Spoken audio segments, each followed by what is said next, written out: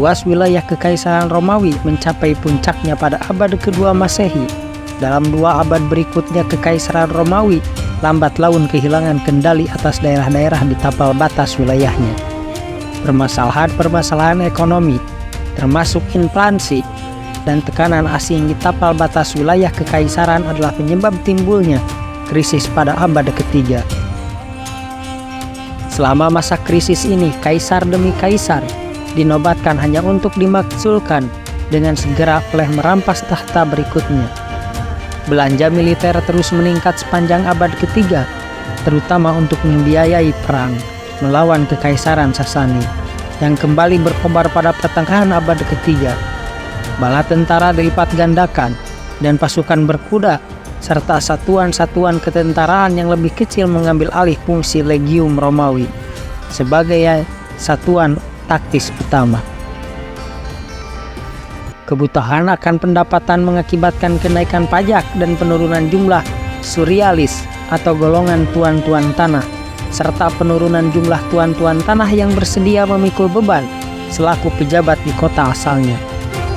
Meningkatnya kebutuhan akan tenaga birokrat dalam administrasi pemerintahan pusat untuk menangani kebutuhan-kebutuhan tentara mengakibatkan munculnya keluhan-keluhan dari masyarakat bahwasannya jumlah pemungut pajak di dalam wilayah Kekaisaran lebih besar daripada jumlah pembayaran pajak.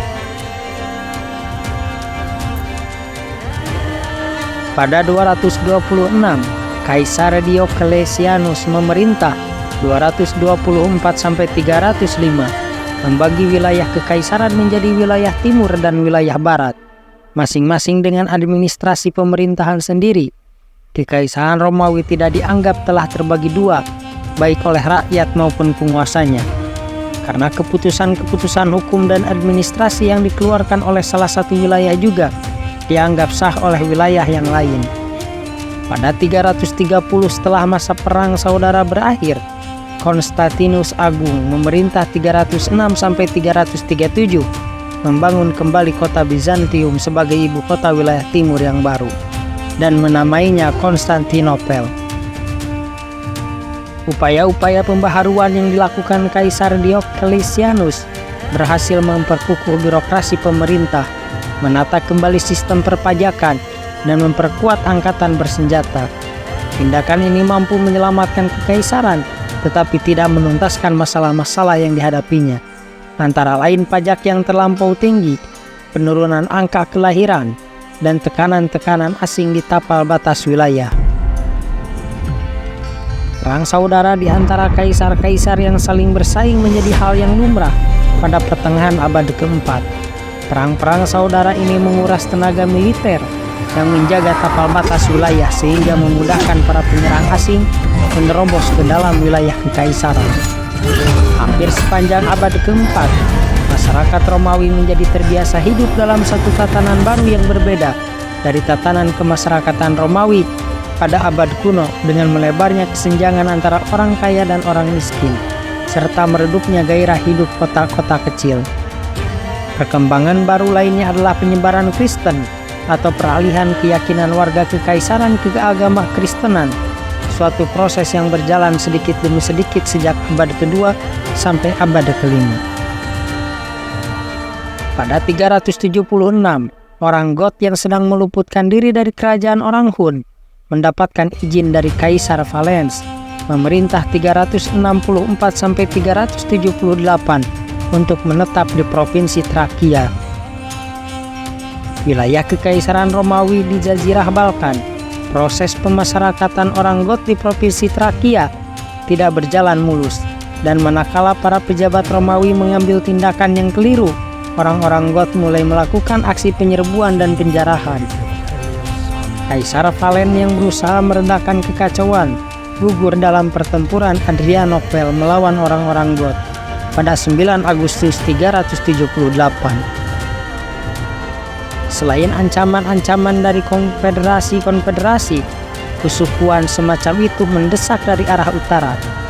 Kekaisaran Romawi juga harus menghadapi masalah-masalah yang timbul akibat perpecahan di dalam negeri sendiri, khususnya perpecahan di kalangan umat Kristen pada 400. Orang Visigoth menginvasi Kekaisaran Romawi Barat, dan meskipun sempat terpukul mundur dari Italia, mereka akhirnya berhasil menduduki menjarah kota Roma pada 410. Pada 406 orang Alan, orang Pandal, dan orang Suevi memasuki Galia selama 3 tahun. Berikutnya mereka menyebar ke seluruh pelosok Galia, melintasi pegunungan Pirenia, dan masuk ke wilayah yang kini menjadi negeri Spanyol pada 409.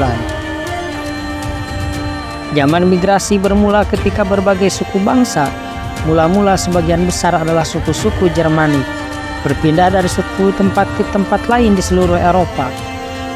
Orang Franka, orang Alemani, dan orang Burgundi pindah dan bermukim di kawasan utara Galia.